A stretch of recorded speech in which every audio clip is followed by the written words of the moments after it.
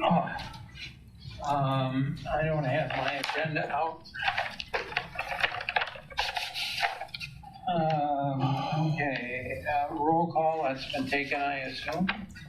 Everyone is here but Chris, and I understand we expect him to be here. She's walking through the door right now. Oh, well, see? So I think that clock is a little fast. 7:29. Oh, 7 to the back. Would you fix that clock? We'll get on it. We'll get to take care of it. Oh, you made So it he's right on under the time. wire. All right, we've got the roll call taken care of. Public comments, are there any public comments? Andy? Yes, sir. This comment comes from the Marathon County Emergency Management Office. Yes, Making the comment on their behalf. all right.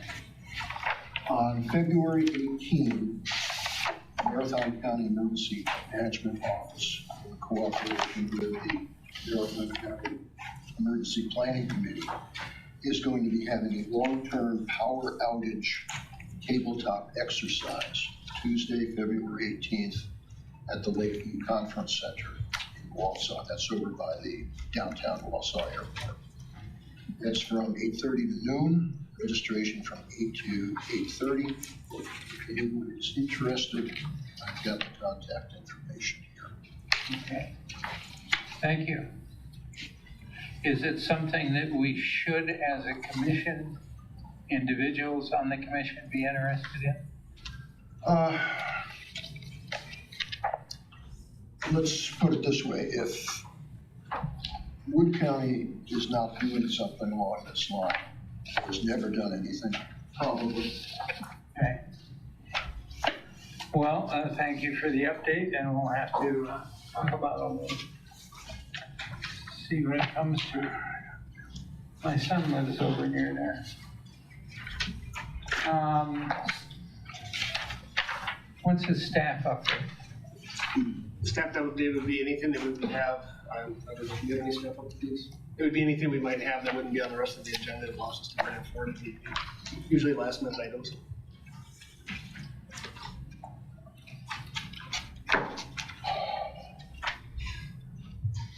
Approval of minutes of the December 12th, 2024 regular meeting. Move for approval? Motion. Thank you. Is there a second? Thank you. Any comments, corrections, additions to those minutes? Hearing none, all in favor of the motion signify by saying aye. Aye. All opposed, same sign. The motion carries. Fire service and law enforcement news updates, Bill. Okay, actually what I've got here, plus some late arrivals, is the short version, what I accumulated from the last meeting. It was a huge stack, so I cut this down considerably. Just a couple items here. I guess somewhat of a comical item. Fall River, Massachusetts. The fire department had to rescue a gentleman who was escaping apprehension on a warrant. He climbed into a chimney and he couldn't get out. So, corroboration. Something that relates to... His name wasn't Claus, was it? No. Something that relates to discussions we have about manpower. Pepperell, Massachusetts, which is northwest, just on the edge of the Boston Metroplex. It's a unique department. They have full-time, paid-on-call, and volunteers. Their full-time staff is down 5 people, and they have told their municipalities they serve they may no longer be able to provide EMS service. I think the comment from the chief is significant. We've talked about this before. I'm worried about running our career staff into the ground because of mental health issues, stress on them. Charlotte Mecklenburg, North Carolina, they have decided that all of their patrol vehicles, they are going to be running steady blue lights 24/7. They say to enhance visibility and increase a viable presence to deter crime. Pittsburgh, I think this is the fourth major department I've mentioned that has fire department equipment issues and major budget cuts. They're considering a significant drop in their maintenance budget from this year until next year, which obviously is hurting their fleet. I think the last one I mentioned was Chicago. So it's Chicago, Atlanta, Washington, D.C., Buffalo, New York. Something I found really interesting, this began on January 1 in the state of Florida, from their Senate Bill 184. They are creating a no entry zone of 25-foot radius around first responders. If a first responder gives the public warning, stay away from the scene, they've got to stay back 25-foot radius. If they venture into that radius, fail to heed the warning, they are then subject to reprimand. Description about their Safe Exchange of Minor Children Act, which provides lighted and video surveilled places at Sheriff's Department offices for the exchange of children in custody issues. December fires, I missed these last month, but December has a unique fire history in terms of dates. December 1st, 2nd, and then the 3rd, and then the 7th. December 1st was the anniversary of the fire at Our Lady of Angels School in Chicago, 1958. 92 children and 3 nuns died in that fire. There were no sprinklers in the building, and they had the old-fashioned doors with the transoms that opened at the top, which allowed for extra air and fire spread. The Oakland, California ghost ship, which was that abandoned warehouse which was being used for homeless housing. I guess you could call it after hours, beyond the law, music events and so forth. That was a warehouse in which the fire sprinkler was abandoned and they shut the fire sprinklers off. December 3rd was the Worcester, Massachusetts cold storage fire. There were 6 line-of-duty deaths. 6 firefighters were trapped in the maze of rooms and corridors in that facility. Again, no fire sprinklers. And December 7th, 1946 was the Hotel Weinkauf in Atlanta. This was a 15-story fireproof building. And there were 280 guests and employees present, 119 fatalities.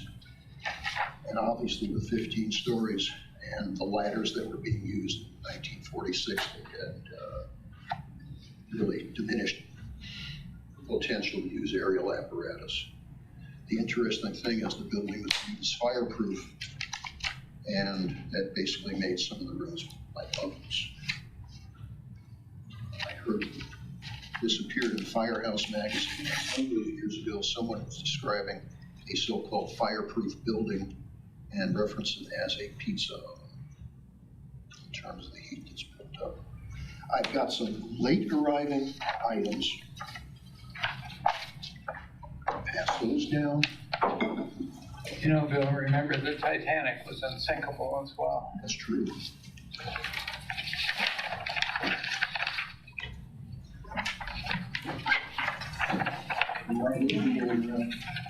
Just going back to the ghost ship.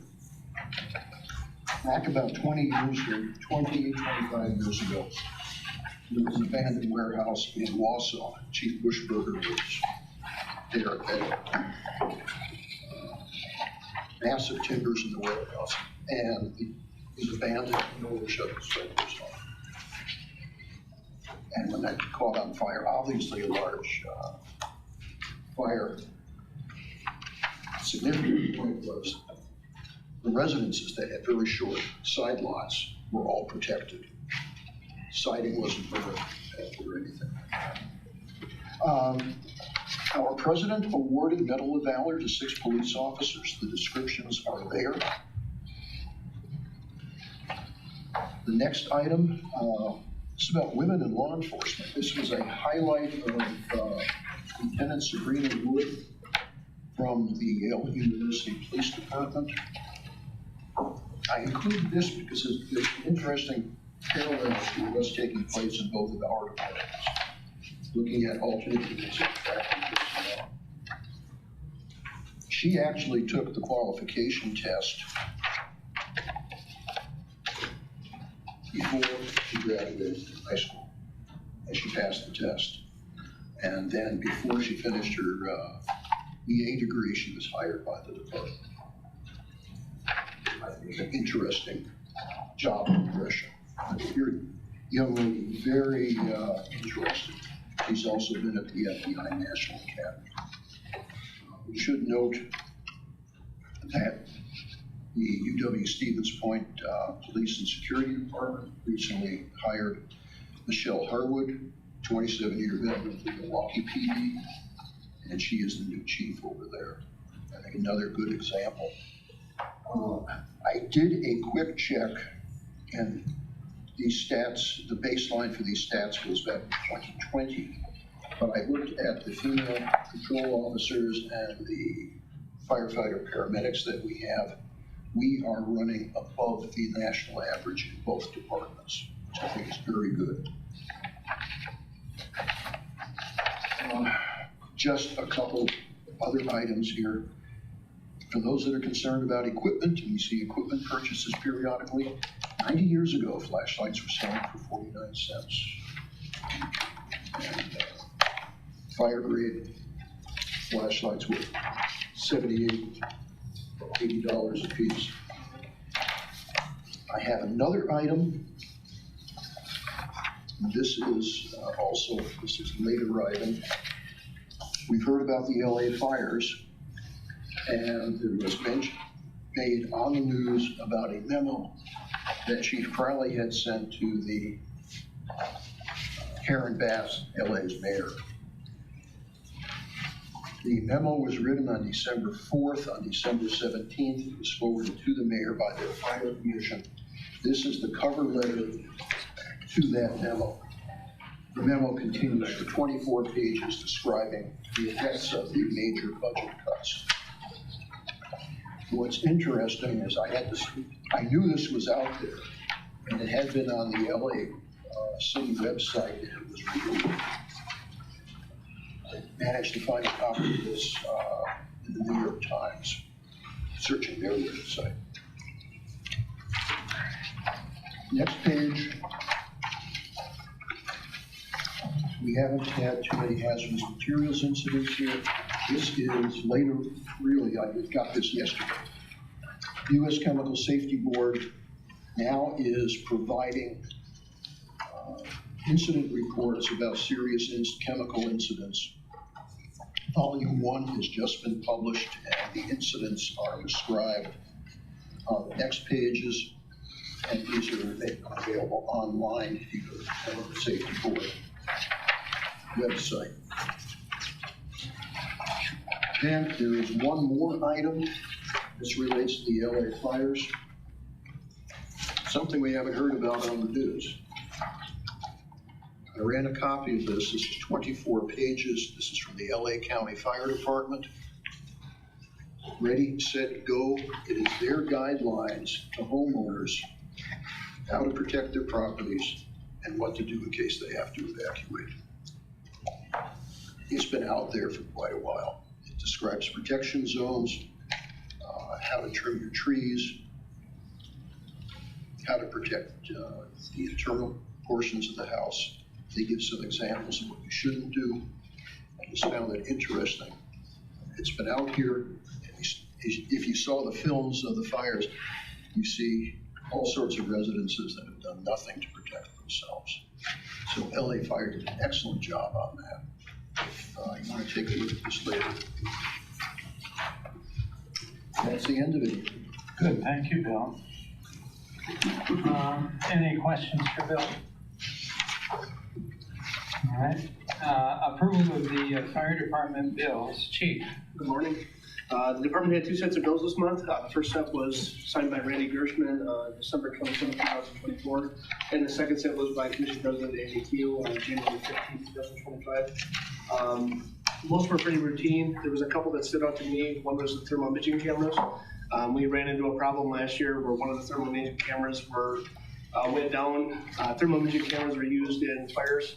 We go in, it basically gives us a picture of what's happening inside there so we can see through the smoke and cut through all the stuff. The big thing there is it's going to cut down on time and make sure that we can do a good, adequate fire attack. The screens on both of the FLIRs, that was the company that we were using, they were basically blinking out and the firmware updates were no longer there for them. We contacted the company and they wanted to get out of the business. They really weren't going to continue doing anything with those. So it was going to be cost prohibitive for us to go ahead and fix those. We decided at that time to replace the one, and then the other one started having problems as well, so I replaced the second one. Those are a little more of an expensive item, but I feel like that really met the mission of the department and something that we truly needed to make sure our staff are being safe there. The second item would have been Haferman Counseling Collaborative. This is very similar to what the PD has done. I've talked to Chief Garrick a little bit there on what they're doing on their side, but this is for us to go ahead and send our staff to a mental health awareness check. This is covered under NFPA 1582. It kind of pulls into the collaboration that we send them there to just basically have an opportunity for them to talk and meet with someone, to talk about some of the stuff that we see out in the field, and help them through some of those items. That information at this point is not reported back to the department. This is an opportunity for them to do it, and we're following the standard. But that's going to be a little bit higher cost. Something you'll see in the not so distant future, which is about 2 years out, that's OSHA 1910.156. That one is supposed to come out and it actually calls into question this one and it actually mandates that we do it. So truly we are getting ahead of the curve and we're making sure this is taken care of. But at the end, we really do care about our personnel and we want to make sure that they've got the ability to respond not only mentally, but physically as well. So those are the two that really stood out to me. I'd be happy to answer any questions anybody may have or any questions you may have. Page 7F. Top and bottom. What is going on with our drains? A very good question. We called in a plumber. We've actually started to work with a different plumber at this point. We've had some just unique experiences with the one we were working with. We moved to another one. We were having some problems up in the front. We continue to get drains that are backing up. It looks like the pipe as they snaked it out, and I've had more time to look at pipes with stuff in them than I never wanted to, but I had that opportunity the last couple months. And when they got in there, they cleaned it out, and they think that this is actually gonna work better for us, but it had a small dip where it settled over time. One thing we may have to do, with limited flush toilets, there's only like 1.2 gallons or something that goes down the toilet. It's not enough water to flush out a dead end main, and that's what we have up front. So we may end up replacing both toilets this year with a high capacity toilet to try to get more water down there so we're not digging up floors. It'd be kind of cost prohibitive to go the other route. The other one upstairs, just an accumulation of grease over time. It happens to have one where it's connected to a kitchen sink. This happens routinely in a lot of businesses. So they came in and they actually jetted that. It's a high steam treatment, and they were able to clean it out right away, and they got it so it's working the way it needs to. But I just think it's something when you get to the 15-year mark, you need to basically do some of this maintenance, and I believe that's where we're at. So the station's roughly 15 years old, and we're starting to meet all the things that happened at that time. Motion to approve. Seconded. We have a motion, we have a second to approve the fire department bills. Any additional questions or comments? Hearing none, we'll have a roll call. Gershman, Yes. Pinker, Yes. Meek, Yes. Hanson, Yes. Keo. Yes. Thank you, Chief. You're welcome. The chief brought up OSHA 1910, which is proposed new rules for fire services. I got interested, and so I looked it up. I think I read 110 or 15 pages of the 650.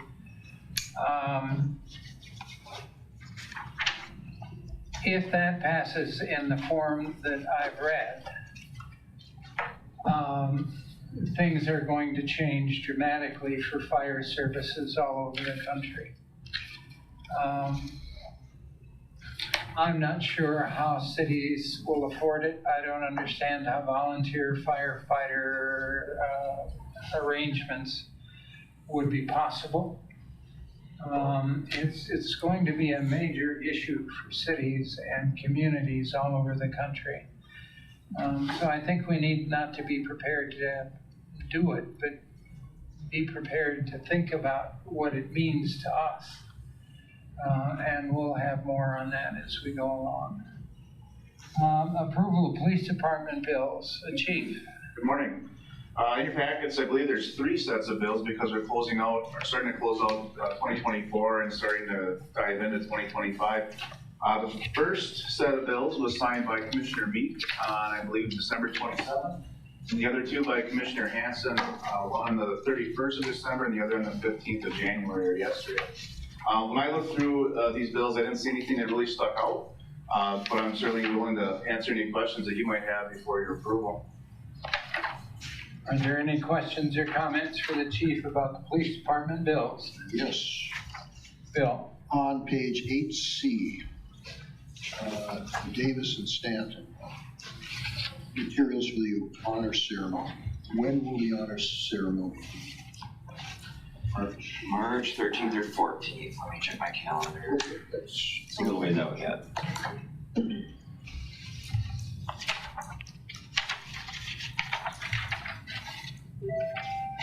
You have additional comments, Phil? Yep. It'll be the 13th, March 13th, which there's a PFC meeting that morning, but this will be in the evening. Over on page 8B, from Keesler's police supply, for 9 Glock 17 Gen 5s. Has the department ever considered firearms from other manufacturers? Right now, it's just not the best thing for us because, one, the Glock has been the most reliable.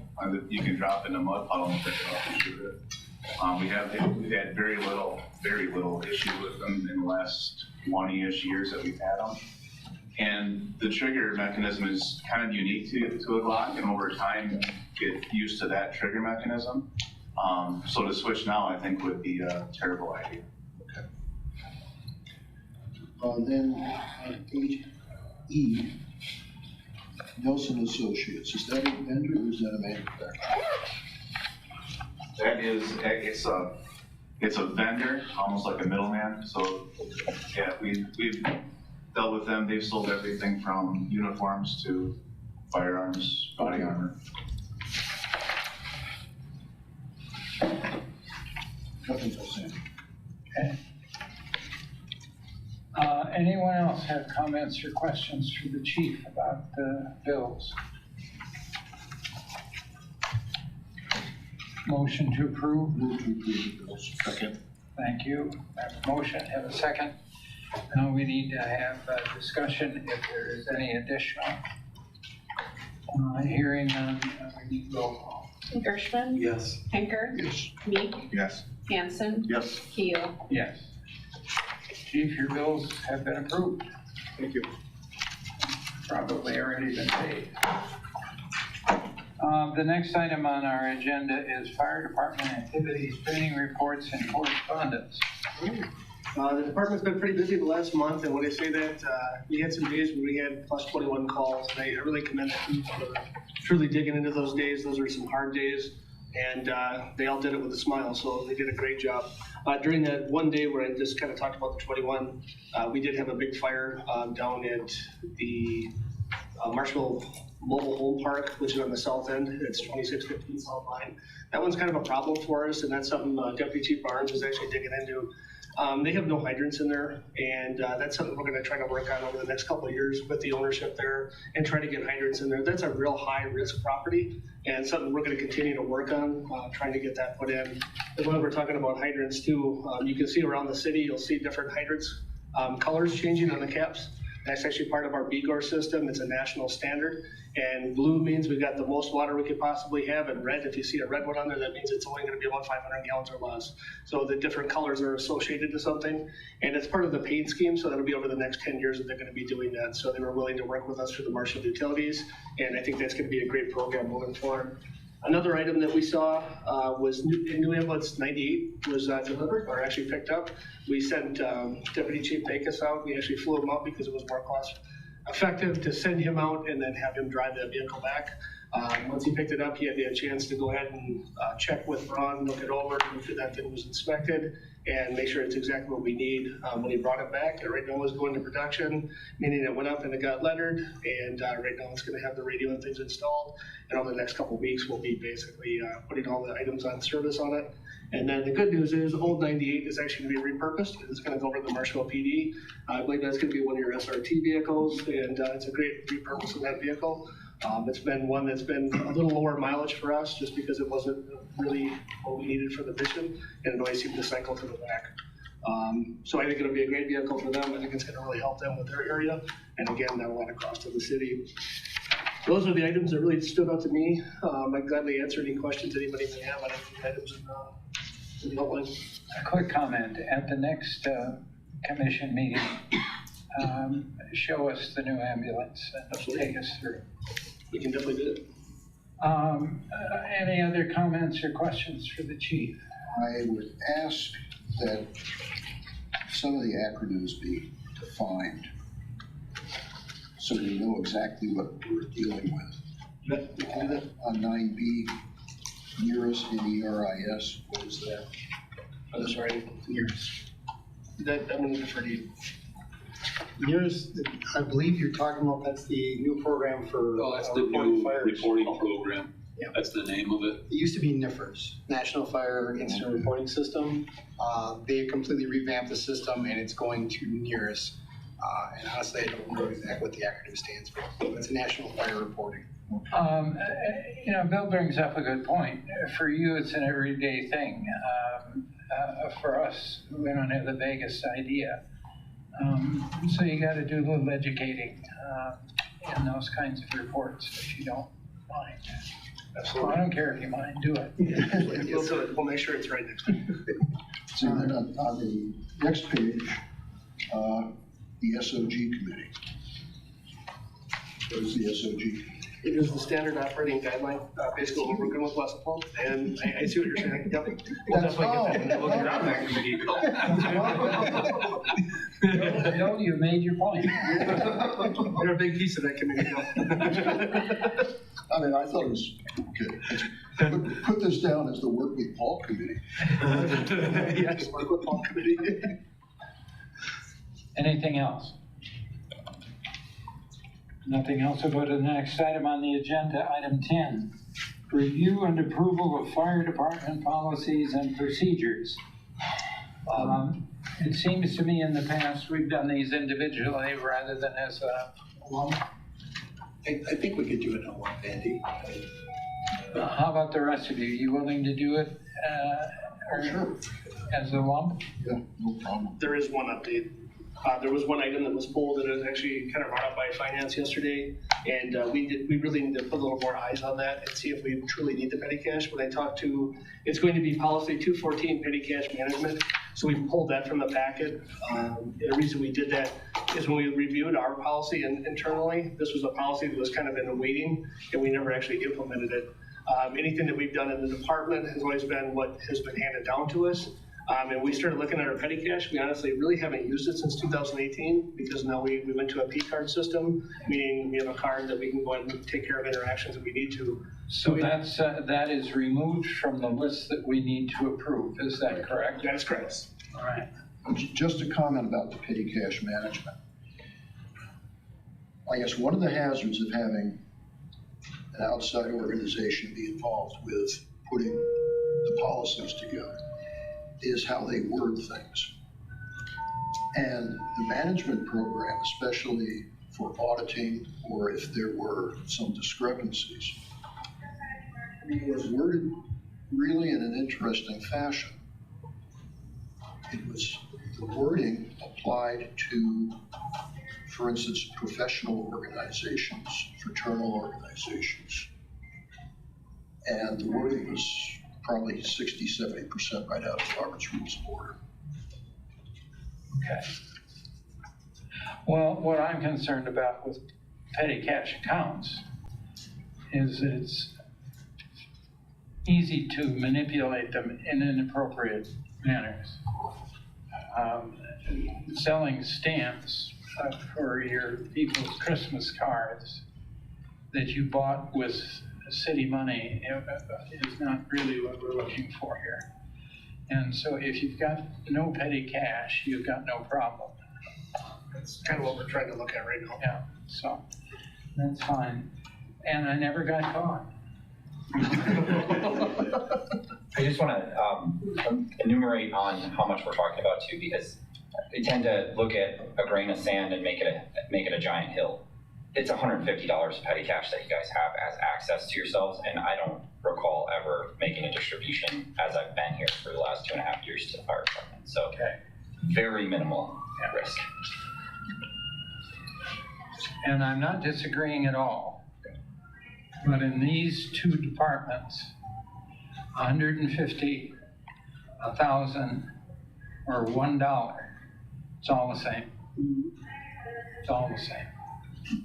I'll make the motion to approve policies as presented, but we'll not approve B. We'll pull B from it, so it'll be A, C through H.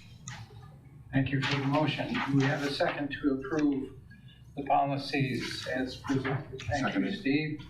So we have a motion, we have a second. Any comments or questions beyond what we've already talked about? Hearing none, we'll have a roll call vote. Gershman, Yes. Pinker, Yes. Meek, Yes. Hanson, Yes. Keel. Yes.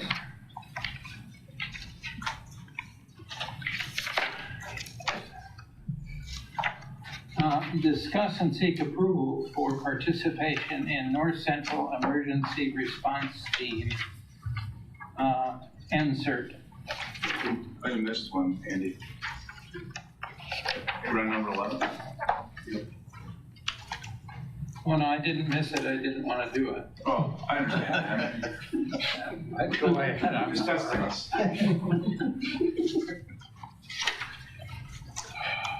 Go ahead.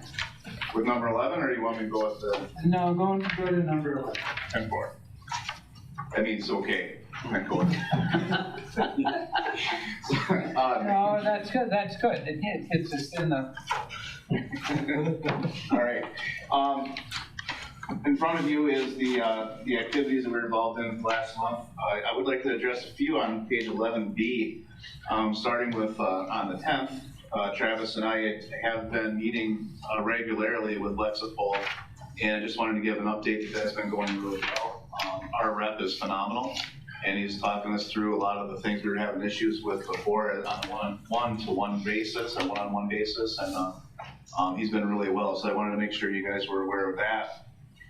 Skipping down to the 12th, SRO Klein put together our Shop with a Copy event this year again, and he does a wonderful job with that and is really committed to it. We helped a handful of kids. We had some of our officers along with some Wood County deputies that helped us out, and so it's another way that we're working together in collaboration with some of our partners. And then finally on the 17th, Lieutenant Punky, Assistant Chief Esther, and I did a tour of the Wood County Jail. And if you ever get an opportunity to do that, I would encourage you to do so. Even if you don't go to the secure section, which if you go into the secure section, it's phenomenal. It's unbelievable what they've done down there. But if you get a chance to do a tour, we were really impressed, and they did an outstanding job down there. So those are the few things that I noticed in our list, but I'm certainly willing to answer any questions before you choose to place one. Comments or questions for the chief?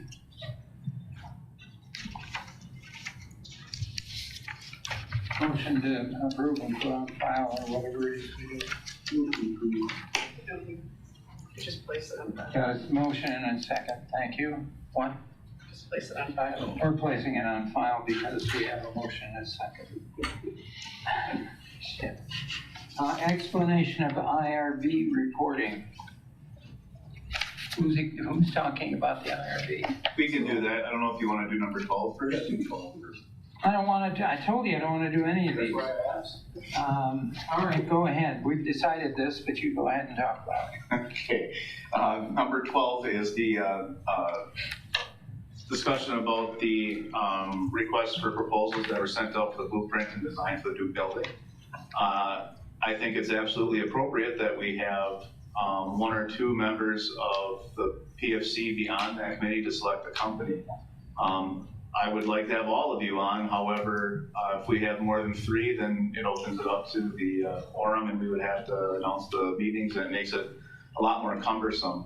I'm also asking our council to have at least a couple of people representing the council as well. It is a council building, but it certainly is in your realm, in my opinion, to have a say in which company we go with. So I'm asking for you to assign a couple, hopefully, interested parties that would like to sit with us on the RFP committee and selecting a company to start our building process. Okay. If it's a matter of assigning, that's my job. I think with some informal discussion that has occurred, there is a consensus that Bill should be one of the people who serves on that committee. And with a certain amount of encouragement, he has agreed to do that. Chris, would you be interested in doing that? Sure. Would that be, we can't have 3, can we? That's a We have a quorum. yeah. Steve, would you want to do that? I wouldn't mind. I like it.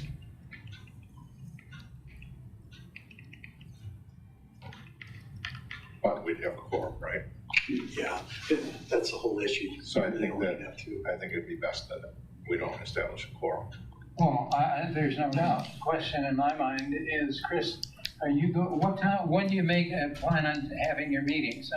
We may not have these. I have to review the timeline, but it might not be till March or April before we get. During the day or at night or on? It would be during the day, daytime. Would that be a problem for you in the work and your work? Yeah, it really depends on the day of the week. Like my Tuesdays and Thursdays are kind of shot. Chris, if you don't mind, I'm going to ask Steve to do it and have you as an alternate. That's okay. All right. So we have Steve and we have Bill. And the two of you keep Chris involved and up to date on what's going on, so that he can step in if one of you can't be there. All right. Can I ask just one follow-up question? I think it's great that you guys are volunteering. I can't think of a better person than Bill Pinker. Just as long as I've known him, he's been able to share information in terms of structure of new buildings, innovative ideas. I mean, he's on top of this. The follow-up to that question, and maybe it's more for the chief, is what do we put inside the building? I think it's going to be very important too, not just the building itself. I think we should have a commission representative on that too. And it's not that I don't trust what what you're looking at putting in the building, but I think we should have a commission representative as far as how we outfit the building in terms of equipment, records management. What is this committee specifically going to do? This is going to select the company to do the blueprint, and then I believe that would actually morph into the building. The design work is not part of what we're talking about. No, we're going to select this committee is going to be selecting the company to do the design work.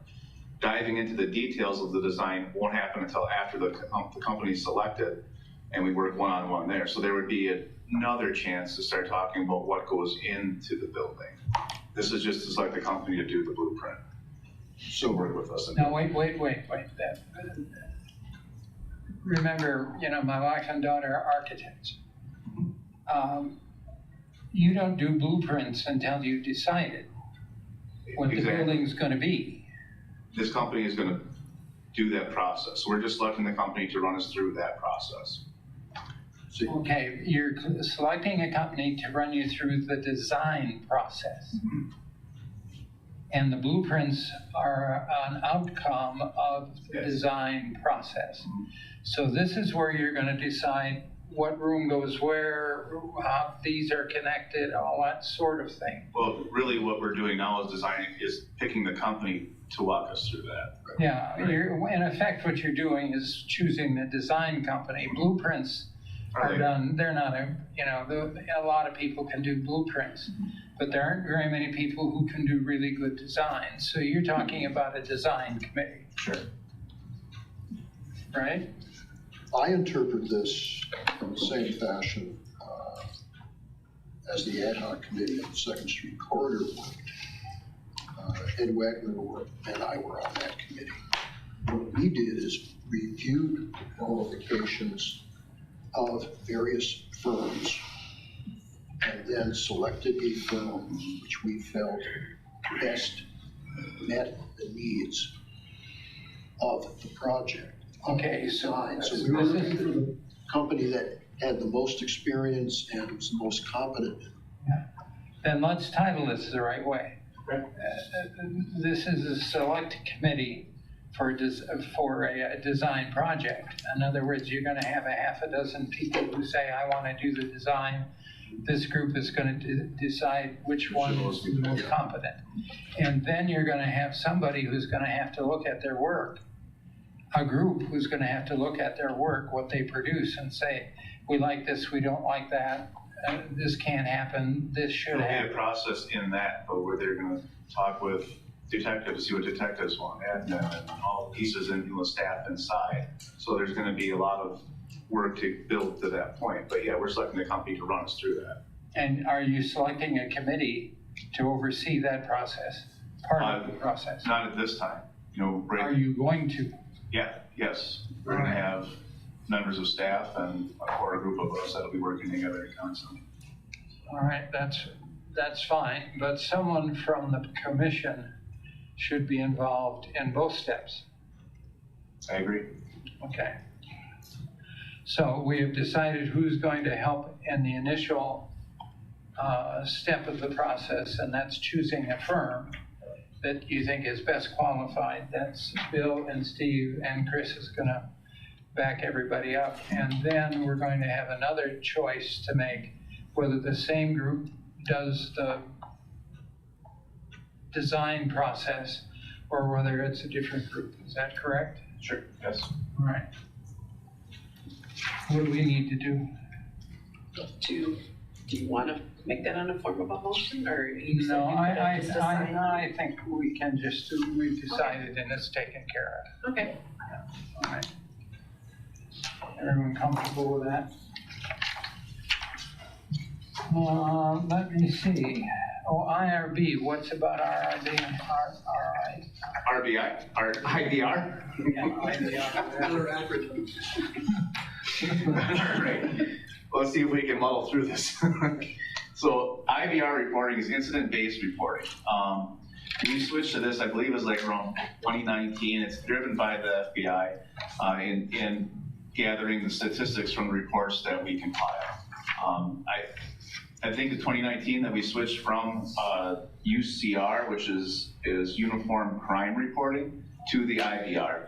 And the reason that we wanted to switch, or that they wanted to switch to that, is because IVR had more categories that they were keeping track of. Most importantly, IVR keeps track of all of the crimes that are committed in an incident, and UCR kept track of like the most significant crime that happened in an incident. So to explain that a little bit further, if we had a burglary, and in that burglary, maybe they kicked in a bunch of walls and created a bunch of damage, IVR reporting would have that incident be a burglary and criminal damage to property. UCR would go to the most significant crime and just call it a burglary and not report at all the criminal damage. So IVR dives down into you get more statistics, you get more crimes, but maybe not necessarily more incidences, if that makes sense. So like when you look at the reports that we provide, there's offenses, victims, clearances, adult arrests, juvenile arrests, and total arrests for that month.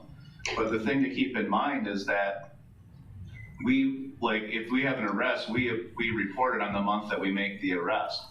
That doesn't necessarily correlate with when the crime is reported.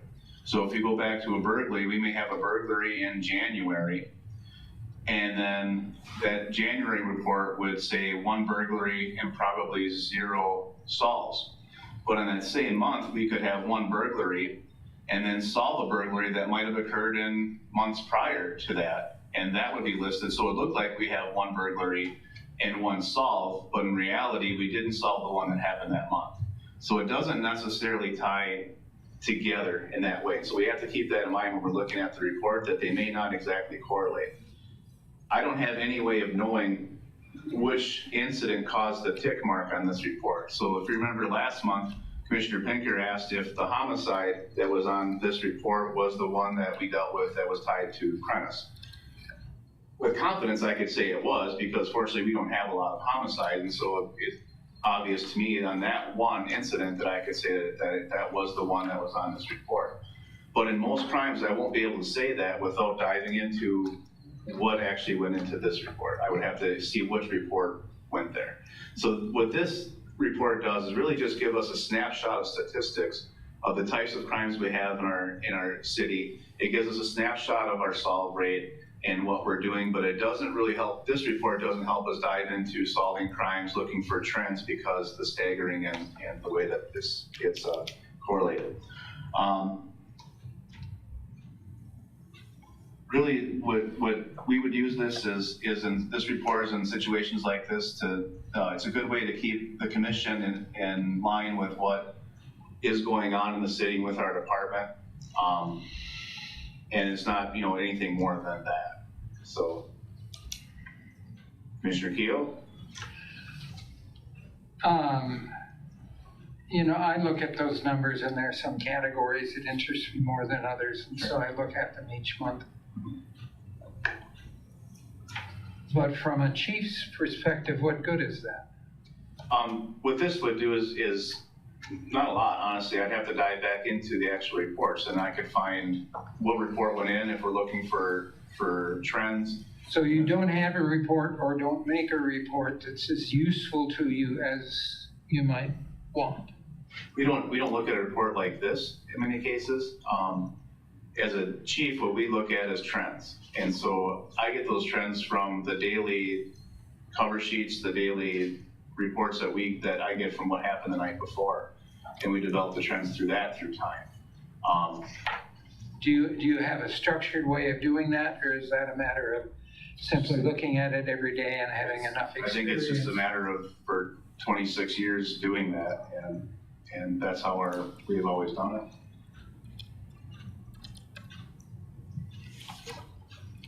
I don't know if others have anything to say, but I am, based on experience, not terribly enamored of, experience is important, but it doesn't, I can't tell you the number of times somebody said, well, this is the way it works. And if you really take it and pare it down, that is not the way it works. It might feel that way, but if you look at the numbers, but you have to have the numbers in the right way, and you have to have them, you have to have the data in a structure that you can use. And it seems to me right now you don't have that. I guess I would need to know more as to what. Well, and we need to talk about it more, but yeah. And it may be that you don't need. I can't tell you how often the government asks for data that when you ask them what they're going to do with it, they can't tell you. I agree. So, all right, but let's talk about that, because I think that's, the idea of looking at data for trends, the idea of looking at data to make decisions, to help you make decisions, that's critical. But you got to be careful what data you look at and then how you treat the data you have. That's an old professor talking. Anything more? Any questions? Yeah, is there a geographical component to this reporting system? IVR can be drilled into a lot of different things, but the reports don't come out very clean. So that's why we don't have them in these settings, in commission settings, but there's a way that you can drill down into times and into locations. There's ways that we can run those reports. So I don't use the system, so I don't know how that works, but the girls are magicians. So this would not be a downsized version of ComStat. I'm not familiar with ComStat. That was that data collection system the NYPD was using back when Giuliani was there. They were taking real-time data, putting that into their data system so that every day they had a report of offenses and geography so they could then assign manpower on that basis. I honestly think it's apples to oranges as far as how that would work in our community. Yeah, I realize we're, considerably smaller. Right. But theoretically, it would not be a miniaturized version of ComStat. I don't know how to answer that, though. Okay. We have to drag into a little bit more. Anything else? Commissioners? Nothing more? Jody, it's not an urgent thing, it's not a required thing, but it would make me feel good to talk through that a little bit. Because that's a research question, and I lived with. You're a research guy. We've done some dabbling in programs and things that did a lot of, almost like what Bill was talking about.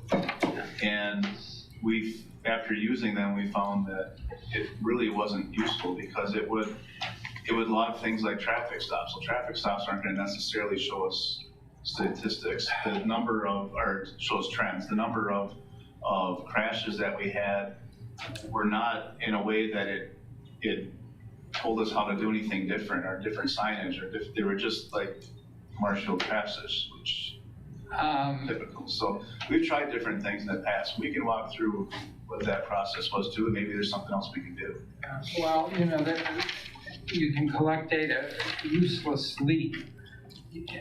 Perhaps we just didn't find the right data to collect yet. Yeah, or there just isn't any value in it. I mean, you can collect numbers until you fall on your face, and it could be that there is no value in it. How many iguanas are in Peru? What difference does it make? Well, I guess for some people it would. But in any case, what you need to do is decide the question and then find the data that gives you the answers you're looking for. But we'll talk about that more. If there are no additional questions, I guess I'll just thank you for that report. And just remember, Nikki, don't forget graphs and charts. Oh, jeez. All right, can we go on to the next page? What do we Yes. got here? This I'll defer to Assistant Chief Esser to talk about insert. Yeah, you'll see in the agenda, I actually defined what the acronym insert means within the agenda items. And I personally appreciate that very much. North Central Emergency Response Team. So what that basically is, in the shortest term I could explain it, is MAVIS for law enforcement. We weren't aware that this necessarily existed, but through our recent trainings it became rather timely, because when we're working with the fire department recently on our response to active shooter events, we were thinking to ourselves, boy, it'd be really nice if in law enforcement we could get our ducks in a row and then have neighboring agencies respond in a more organized fashion, similar to how the fire department does things through the MAVIS system. So what happened was I learned that the system does exist locally, and Marathon County Sheriff's Department is the entity that's currently running that North Central Emergency Response Team. It consists of 10 counties, primarily central Wisconsin and then straight north. And then if you're an agency within any of those 10 counties, you could participate in the program. So currently, there are 18 agencies participating in the program, 7 of the 10 counties, and 11 police departments. So what we're looking for is approval from you guys to participate in that program. And essentially what we would do then is, if we were allowed to participate in it, we would let Marathon County know. We would then complete what's called an incident card. And we would then ask the other agencies who are participating, would you be willing to be on our incident card as an agency that we could call out to assist us in emergency events? And so similar to the MAVA system, there's levels all the way down through level 8. So in level 1, there's 5 cooperating agencies that you could list. And then in level 2, there's 5. And so based on the magnitude of the event, we could pull a level 3 or a level 4 or whatever it is. And then those agencies who have committed to participating would respond to us to help us out in an emergency situation.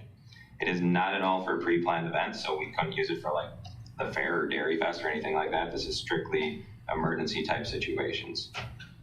So we're looking to become an agency that's involved in that program and looking for your approval on that. One thing I'd like to add is that, you know, the commitment that we're doing is there is a cost commitment to this, in that if we're on somebody else's call list and they call us, we're agreeing to send at least one person, and we're going to eat the cost on that send. The payback with that is that if we call someone else for someone, they don't bill us for that response either. So I just want to make sure the commission is aware that there is, you know, the exposure to some cost on this, but in reality, I can't imagine us not sending somebody if we could, if the department asked. So I think we would probably eat that cost anyway. I'd rather think of it as a leveraging of our own resources. So you need a motion to approve your department becoming a part of, joining this North Central Emergency Response Team. And there may be some steps we have to follow through with that, because there'll be an MOU or something similar. And well, then you bring that to us, but you want to go to that step anyway. Well, I think that's in your packet. I don't know the page numbers of the packet, but well, let's deal with a fundamental question. Need a motion, thank you. Second to that motion, Second. thank you. So I have a motion, I have a second to approve the police department beginning the process of joining the North Central Emergency Response Team. Are there additional questions beyond what we've heard from the chief? Yes. Bill? 2 questions. First, we apparently have what the fire department calls witness cards. We come into the office and say, we don't have them yet. We would build them out. yet, they're in development. Yep, we build them out at the point that this got approved, because we can't fill the spots in those cards until we know all of the participating agencies. Okay. And I should have gave a little bit better history. I think that this sort of went by the wayside during COVID. This fall, it's kind of been resurrected. There originally were the 18 agencies. The Marathon County Sheriff's Department is going back and trying to confirm with those 18 agencies, hey, do you still want to stay on board? And to all the other agencies who weren't originally signed up, do you also want to join? And the sheriff is hoping to have that sort of done by the end of January here, maybe into February, and get commitments from all the agencies that want to participate. So is Chad taking the lead on that, or is one of his supporters? Primarily Captain Ryan Burdell of the Communications Center at Marathon. Okay. And The second question, is Canadian National Railroad Police included in this? I don't know. I don't think so. They weren't mentioned when I was at the meeting.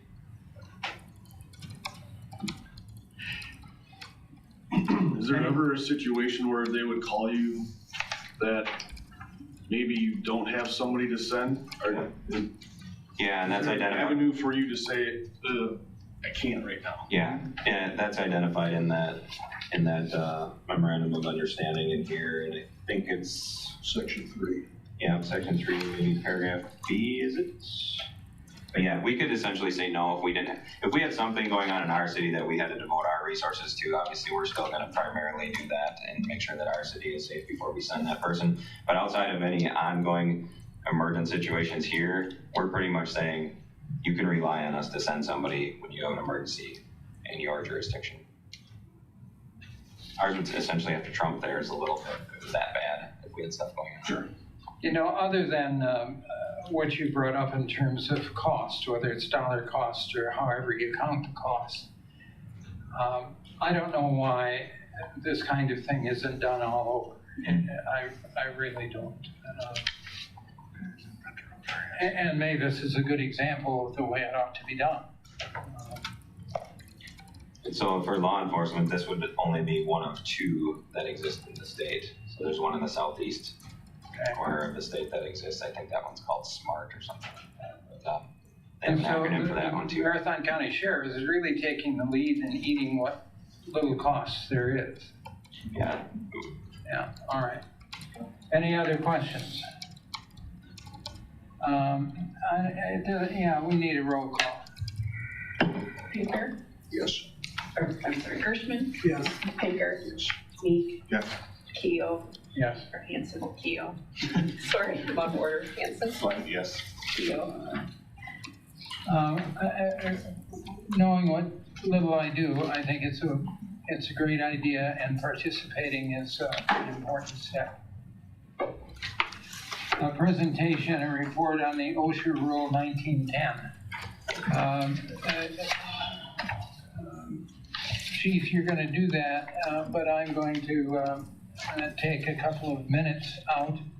If others have to do the same, I'm the oldest, so I'm the one who's at most need. I don't want to talk about it any more than that. The good news is the plumbing's working, so it should be good. I wouldn't care. Working or not working, it's going to happen for it. See you all, have a great day. Where are you going? We're not done. I have another meeting. Yeah, you know, I got stuff to do. You got to get things organized. Yes, sir, I am. It's not my fault. Yeah. Take care, Mayor.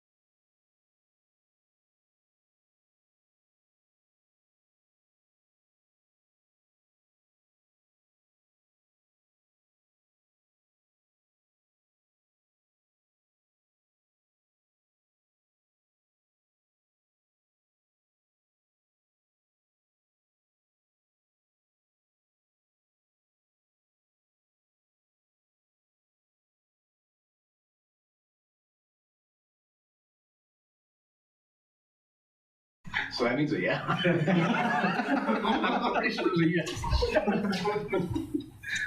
Thank you for coming. I'll be surprised if you got on my list. Yeah, thank you for the opportunity to present this. This was something that was taken for a presentation. It was done at the Common Council meeting in November. I think it was well received. I was hoping the mayor was going to weigh in a little bit on that, but I had a lot of complimentary things that came out of that. I think they understood the data and the information that we're trying to present. And I think it's a good thing for the city to see some of the stuff that's out there as far as the data analysis that we look at. And I don't know in the past if we've done a great job of trying to present that information. We've always tried to get that information across, and the chiefs have always had the right thing to say, but I just don't know if we had it in a possible presentation that they could understand. It is a pretty complex world that we live in. When it comes to the data that we look at from the fire department standpoint, there's a lot of planning, a lot of strategic planning that goes into that, and I feel like this is a presentation that puts that together. This is actually starting right on the cusp of the city strategic plan. The city's going to be moving to a 5-year updated strategic plan in June. They're bringing somebody in that's actually done a lot of strategic planning. Apparently it's somebody that they can utilize free and have that ability to work with them. So it's going to be a great thing for the city in the bigger part.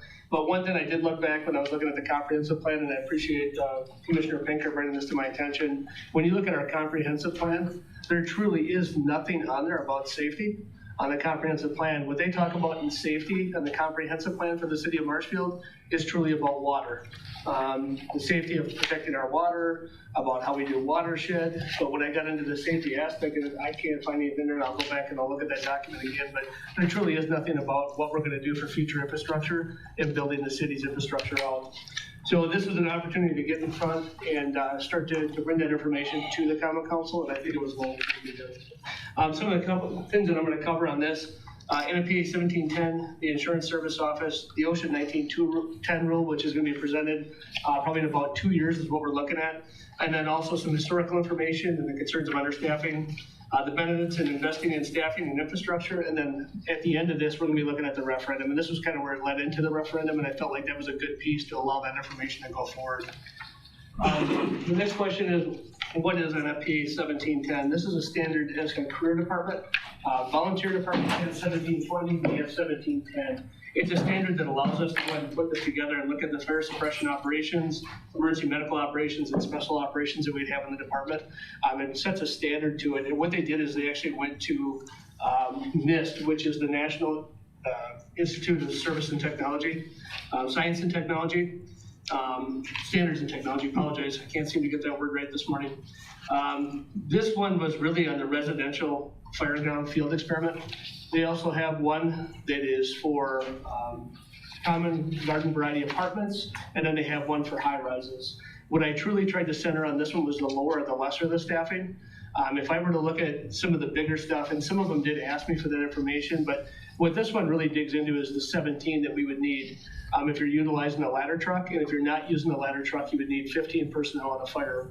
What this study did, and this is the first time we've really had this, it actually started in 2000, they started working on that, and they were able to publish the study not too long ago. That study allows us to go ahead and look at different aspects of it.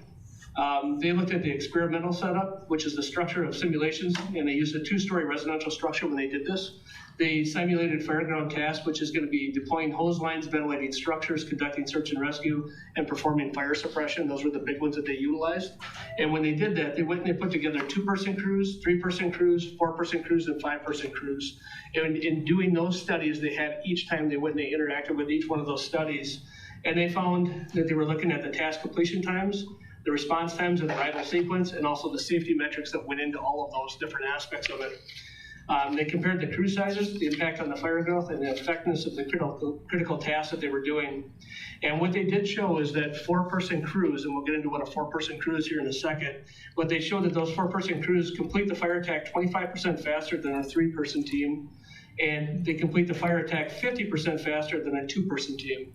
I would say on 90% of the fires that we have, we're doing a 2-person team inside that structure. So you can see that's kind of where we're probably missing the boat a little bit on the overall structure. We've been very lucky in what we're doing here in the city. We have a good knockdown. We've been able to do a lot of things. If you look at the 7 fires we just had, we were able to get there very quickly and able to get that fire knocked down.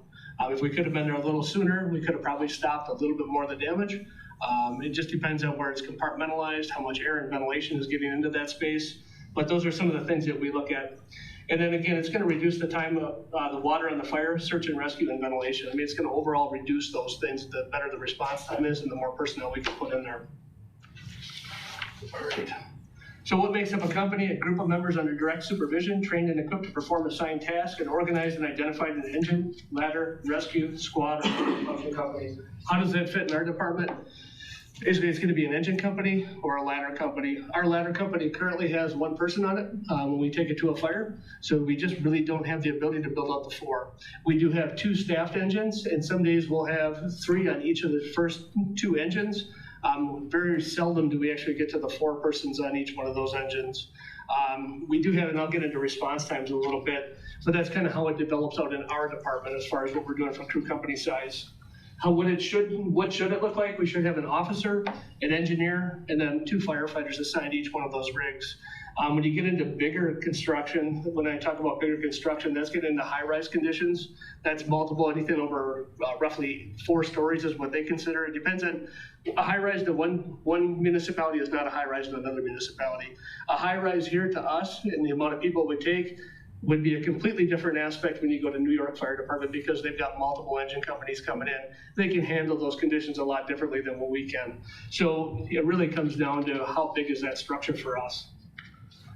If I were really to go ahead and put a picture to this, I found this picture to be one of the best pictures that I can actually provide for you. And the reason I put the NFPA 1710 single family dwelling on the side over here, you're gonna see where it has 1 incident commander, 1 aide, 1 engineer, and where the aide comes in, we don't do that at all at this point, but an aide is kind of a scribe and someone who can listen to radios.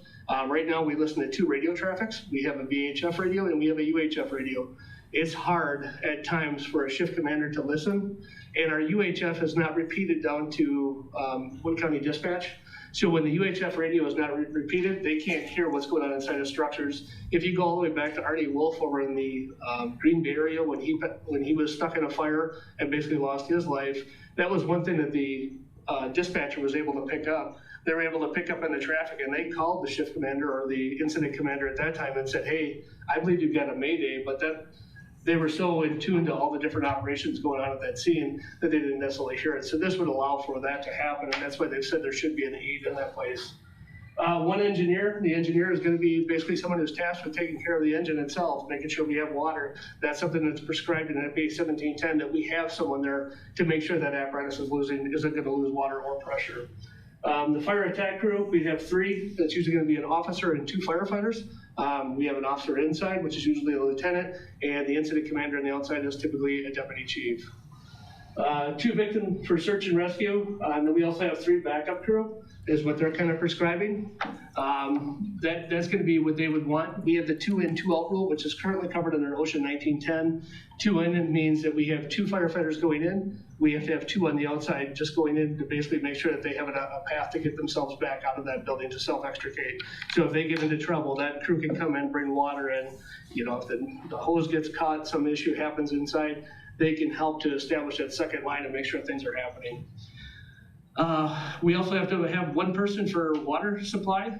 We got to make sure we establish water supply, meaning we hook that engine to a water source, which is a continuous water source. That's a big piece for us. If you were to look at our water on a fire engine, we've got about 1,000 gallons on one of our engines, 500 on the ladder truck, a little bit less actually. I think it's 400 gallons on there. If you go ahead and you put a 1 2.5 and you're running that, it's going to be 250 gallons a minute. You can see how fast 1,000 gallons goes. It's about 2 minutes of time that you're going to, about 4 minutes of time that you're going to have that apparatus. So it's very, very important that we're getting that water established so that we can still get water under that fire. If we don't have water, we're not doing anything.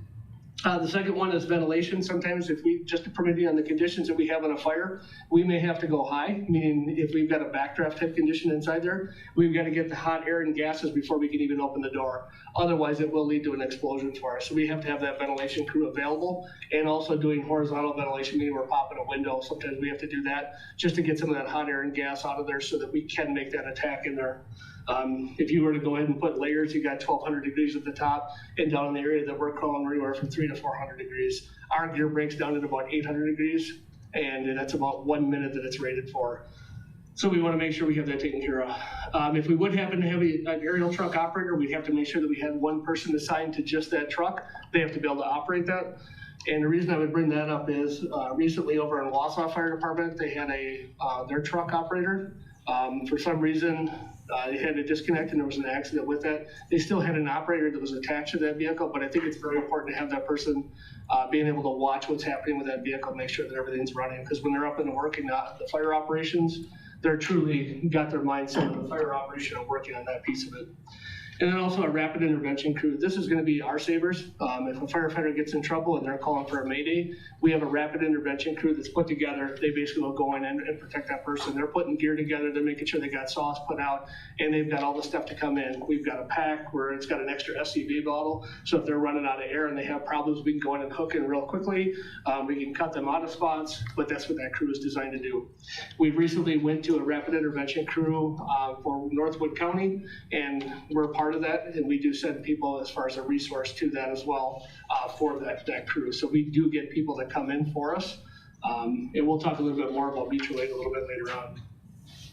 Once we get to our response objectives, this seems like kind of a bigger piece, but what ends up happening is we have to have certain pieces that come in, and what it comes down to is we have 5 minutes and 20 seconds to respond to an incident, but when we leave the door, that means we have 4 minutes to get there. That's what the prescribed time is. That's what they've gone back to the NIST study and looked at and said, this is truly the response that you need to make sure that we're going to get an effective knockdown on a fire.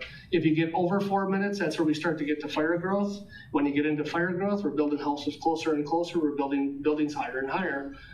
If that fire growth takes off on us, sometimes it may be harder to get that taken care of. So they're finding an initial response and taking care of those situations is going to be the most effective method to try to get that taken care of. A really good way to look at that, look at Los Angeles. Fires got out of control, the wind picked up. I mean, it obviously took that on.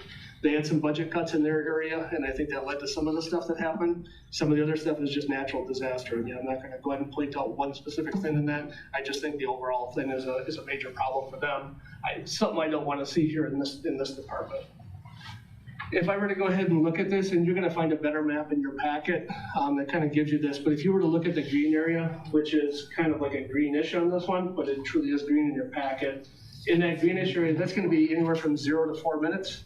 So the closer you are to the fire department, the better off you're gonna be. Once you start getting out into the yellow area, which is right outside of that, you're looking at anywhere from 4 to 5 minutes. The orange area is going to be 5 to 6 minutes. And when we start getting out into the red area, which you can see there's quite a bit of red up there, we're getting into the 6 to 10 minute time frame. Those are areas that are kind of a tough thing to look at when we're looking at it from a planning standpoint. Here, this is gonna be more about infrastructure and where we're putting our resources. Putting all our resources in one bucket is kind of a tough thing. Spreading our resources throughout the community, it definitely gives us a better aspect on how we can do response times. If I were to look at some of the national data, I know we saw it over the time, fires are going down, right? What we are starting to see is an increase in trend in fires and the speed at which a fire actually grows. When we look at fires, the fires are just basically with the amount of stuff that we're putting in those fires. If you were to look at the chairs, if you were to look at the cupboards in here, you were to look at anything in here, it's all plastic. So we're putting a whole bunch of hydrocarbons in there. And what we're doing is as soon as you add heat to that, it basically is gonna flash over and it adds fuel in these fires. So we're seeing much more intense fires. We're seeing flash over in probably about 3 minutes is the time frame we're looking at for those times. So we are seeing an increase in the fire trend across the national data. Here in the city of Marshfield, I can say it feels like we're starting to see a few more fires here and there. I can't say that the data is necessarily pointing 100% there, but I can see where, I think we're getting a little less attention on what the fires are, even though we're doing a lot of fire prevention programs in the community. If you were to look at last year, some of the civilian fire deaths just in the city or just in the state of Wisconsin, 74 was the number. If we were looking at firefighter fatalities just in Wisconsin, we had 61 last year. And that How one, many? sorry, that was 61 fire. Yeah. So those are the statistics from the US administration, and that's where they, kind of what the police department was talking about today, that goes in that national database, which is the NEMSIS system now, used to be the NIFR system. They continue to compile that data and see where the problems are. And each one of those, it comes down to the data that we're putting into it, so we try to make sure we're very resourceful in the data that we're putting in to make sure that information is actually correct. If I were to look at this, isn't a small video, can you do me a favor, Steve, can you go over and just click the video? This is gonna be a video, it's just gonna show you the intensity of fire. I think it's important to look at. It's something you don't really think about, but if you look at that room right there, it has all the products. If you were to look at your home, I'm certain that they would be pretty close to this, right? You've got a lot of furniture, things like that, similar to my house. We don't think about how things are because they always tell us there's a fire retardant covering on them, right? Well, the big difference is that room is clean. Well, okay. Well, if you were to look at my house right now too, I think we get a little busy during the week, but the fire retardant material is only good for a certain degree, and what ends up happening is the heat, no matter what, is gonna get to the point where it's gonna flash over. And you'll see that in this fire. It does a really good job of doing that and showing you that depiction to see why the time actually matters. If we can get an early interaction and knockdown, yeah, go ahead and play it. Not doing it? Hang on a second, I'm trying. May take just a second, but I think that the other thing that I'd probably stress is when we get into lightweight construction, the builders are always looking to go ahead and build it cheaper, right? And when the fire service looks at that, you know, they're making laminate beams, they're putting OSB, they're going in and sandwiching it, and they're putting those as like floor trusses, right? They've got a 1x2 and a 1x2. They're very strong when there's no heat attached to those, but they're all put together with glue. And what ends up happening is you see failure rates much higher when we put a lot of heat in those areas. So you're seeing structural collapse too at right around 6 to 8 minutes at times. So we have to kind of watch what we're doing inside. We're doing a good job of sounding floors, and that goes back to our training program of making sure that we install it in people's brains, that when we go into a building, we're hitting the floor.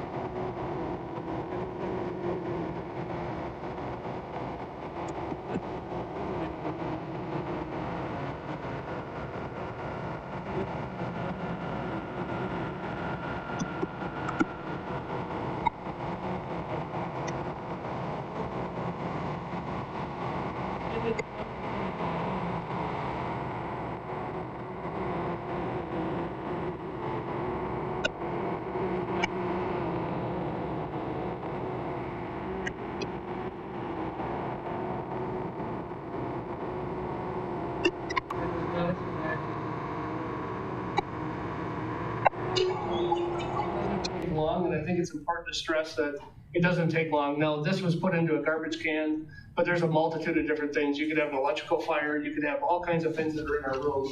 A lot of folks put in, one of our fires that we recently had, it was a small cord, which is those little two inductor cords, and they don't have a ground on them. It's the ones that you use for electrical lights during the Christmas time. Well, then they had that plugged into a splitter, and then from that splitter, that went over to a dehumidifier, and the other one was a space heater. So I mean, 2 high loads at that point, and that's what ends up happening and what we see. The unfortunate part is we can find those in businesses, but I can't inspect residential unless I'm invited in. And the vast majority of the structures in this community are residential in nature. And I can see why. I mean, it shouldn't be where we come in, knock on your door and say we're coming in for an inspection. It should truly be there so that we're there to help residents. And a place of employment is a little different because you're employing someone, they're coming into that building, we have the right to come in and do a fire inspection in it. And we find a lot of that stuff. I know every year we've got extension cords as the #1 issue, other issues that happen too. So we're always looking for those things, and that's what a good fire prevention program can do for you. That's why we're mandated to do it through the Department of Safety and Professional Services in Wisconsin. To move on a little bit further, the insurance service office, anybody have any questions up to this point? Just 2 questions. If you fully involve fire like that, you're gonna ventilate right away with the fans, right? That's the first thing. Correct. We're gonna, when we first get on scene, we're gonna do a 360, meaning as soon as the incident commander's on scene, and this is one thing we're gonna be working on for the future, is possibly get a battalion vehicle. And that kind of explores like future expansion in the department as well. But having that shift commander that can get on site right away, establish a pre-plan before the other apparatus get there. They can do a 360, meaning they walk around. They make sure that they're looking at all the different exit points, where the fire is, trying to find kind of basically a quick pre-plan, a 30-second pre-plan or 10-second pre-plan of what that structure is. Once they get on that scene, they're going to be able to establish what the plan is going to be moving forward. And then we would get our engine and apparatus on there. We would go ahead and make an attack at wherever that fire is. Usually we're going to go from the unburned to the burned. That's typically how it works. Sometimes we're also finding indirect attack, meaning that we're doing a transitional attack. We're going to spray from the outside and put water in, knock it down, and then we're going to go in and mop it up. At one point, they told us never to do that. Again, we went back around full circle, and now we're back to transitional attack. And it is an effective attack. It's doing a great job for us. So just one question is, really you're trying to minimize exposure for the firefighter to have to go into the property, right? Correct. We're trying to minimize, probably not going in, but minimize the hazard to the firefighter. Okay. I think is the better thing. We're trying to minimize what we're putting in for the hazard. If we have to go in, if there's a life safety risk, meaning we've got someone hanging out of a window, or we know there's a known person in there, we are going to do everything in our power to get into that building. And I think I even said this at that meeting. I know for myself, if I've got someone inside there, I'm going to risk a lot to save a lot. And a life to me is a lot. That means I put my life on the line for it. And every firefighter here knows that when they come into this profession, they know that's the job we do. That's the job we ask for. I think through productive planning, strategic planning, we can do a better plan for that firefighter so we don't even have to put them in that position. And I think that's an opportunity that we have available to us to continue building on that, to make it a safer environment. You'll never make it 100% safe. We'll never say that, if you give me this many firefighters, there's never going to be a problem. There's always going to be the problem. There's always going to be the risk, but we can mitigate that risk. We can start to look at that and alleviate that a little bit. So I think those are the bigger pieces. Thank you. Yeah, you're welcome. The insurance service office, this is going to be one that kind of gets into economic development, right? When we get to the insurance service office, 1 is going to be the least number, 10 is going to be the greatest number. 1 means that's the best. That means you're going to get the best insurance rating, and you're going to get the absolute worst. I know there's some departments out there, they actually created a 0.5, so there's a 10.5 rating out there, so you can be a little worse than 10. Right now, where we're at is a 3, and you'll see the 3 off to the side there. 3 is a good number, and we're at a 3.2, which means we're pretty close to moving into that area. Some of the metrics that they're gonna look at when it comes to the ISO fire rating, if you look at that 40 percentile, which is that gray area, that's gonna be water supply. That's what the water department does. They put a lot of money and a lot of infrastructure into that. They put money aside to make sure the infrastructure is there. And I think that's something we can really take a lesson from, is how we can build infrastructure and put that infrastructure in there as we're bringing in new buildings and new capacities. One thing we continue to see is the city expanding that footprint. I think with a new, they've got the new park going in. That's going to go ahead and extend our footprint. To the south, we're extending our footprint. We continue to do that, and I think that's something we could get into the strategic plan and start to recognize that there is an issue there, and we need to mitigate that risk to make sure that we have that resource. Is there any city ordinance rule of some sort that if I build a shoe factory in the south side, one of the conditions is there has to be water for fire in that spot? That's a really good question, and I think I know which building you're speaking of. Yeah. There's one that's gonna be currently going into the South Business Park. There is a part there, it's called NFPA 13. That's a standard, that's adopted through NFPA 1, which is adopted by the state of Wisconsin. That's all into our legislation. So we do have that adopted in there, and basically it comes down to we need to make sure we've got a hydrant within, I think it's 300 feet? 100 feet. 100 feet for the FDC, and then within 600 feet of the, or 400 feet of the building, it has to have access to a fire hydrant, which is a municipal system. And if they can't provide that, then we have to put a private hydrant in that area. So that's some of the building code that's out there to make sure that we're protecting those things as we build them. Now, you said earlier in this meeting that trailer court on the south side is a problem for lack of water. That is correct. Why hasn't something been done about that? That's a great question. We're trying to dig into that. That one, what ends up happening is the regulation that's done on that. That's done through the state of Wisconsin, and pretty much everything that comes through the state of Wisconsin, they handle every aspect of it. The city really doesn't have the ability to do things, and then the big problem we had down there is it's grandfathered. So when it was originally built, it has a grandfathered clause on it, which means it can't just go in and make it restrictive. But if they do additions or they do certain additions in there, then they have to bring it up to code, and that's what we're looking to do. They're looking at doing some road infrastructure in there because the roads have major problems, and in doing that, we're gonna be there to help handle that piece. We're also gonna have the state of Wisconsin look into that a little bit and see what we can do to bring that safety. If you were to look on the north end, the trailer park home that we have up there, that one, they just updated all of the fire hydrants in there and brought it all up to speed here, probably last year, I believe it was. And that's all a private hydrant system that has to be tested by NFPA 25. This is taking you away from your presentation. That's okay. That's okay. That's a great question, though. Gotta go, but thank you. Yeah, you're welcome. Everything's in your packet too. If you want any information, please reach out. I sure will. Thank you. Yeah, you're welcome. And again, everything's in the packets if you've got any questions or information on this. But that is a very good question as far as that area, and that's one that we need to look at. New apartments behind Walmart? Yes, every one of those have a sprinkler system in, and they do have a private hydrant within 100 feet. All right. So, yeah, we've definitely been on top of this one the last few building cycles that we've done. How does a private hydrant work? A private hydrant, basically, it's just like the municipal system. Yeah. So that when you see a private hydrant or a municipal hydrant, municipal is gonna be kind of an orangish, it's supposed to be yellow, and then it'll have the caps painted. If you go to a private hydrant, it's red, and then what ends up, it gets picked up with the sprinkler system, so that property owner has to make sure they maintain those fire hydrants on an annual basis, meaning they have a third-party venue come in, like JFA Hearn, or... Where do they get the water? They gotta have a... They tie into the municipal system, but they have to put a check valve in between. All right. So there's a check valve to make sure that that water can't bleed back into the municipal system. Yeah, that's fine. Okay, I'm done. No, that's okay, all good questions, thank you. Just to bounce off what Andy was asking about, the trailer park situation, I was on the commission 20 years ago, and Chief Cleveland was here, and he was concerned about that point. And as he explained to the commission at that time, the private hydrant system is private.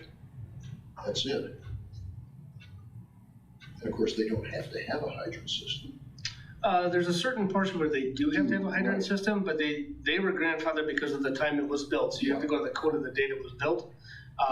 But now we're starting to see some expansion. We're also seeing some infrastructure failure down there where they're gonna have to build some new stuff. So we just need to be part of that planning process. Yeah, well, a woman and 3 little kids who burned to death in a trailer because they don't have a hydrant that was grandfathered. That's nuts. I don't disagree. wrong. I don't disagree, and Deputy Chief Barnes was actually digging into this extensively, so we Get it right.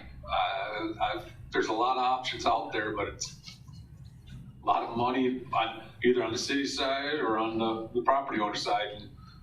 And if this is videoed, that's fine. The city of Marshfield has money enough to do whatever it chooses to do. Money is not an impediment. The problem is choosing what they want to do. You can't do it all, but you can do whatever you really want to. Because there is a lot of money. I mean, the city spends a lot of money. They bring a lot of money in. And the choice is made, this is more important than that. And so that's what we spend the money on. It's a matter of choice. It's the same thing you do with your checkbook. Brian, just for perspective, that fire that was on the interior of the trailer park a year or 2 years ago, I think you were the commander at that time. How many feet of hose did you have to run up there? 1,200 feet from the nearest hydrant. Wow.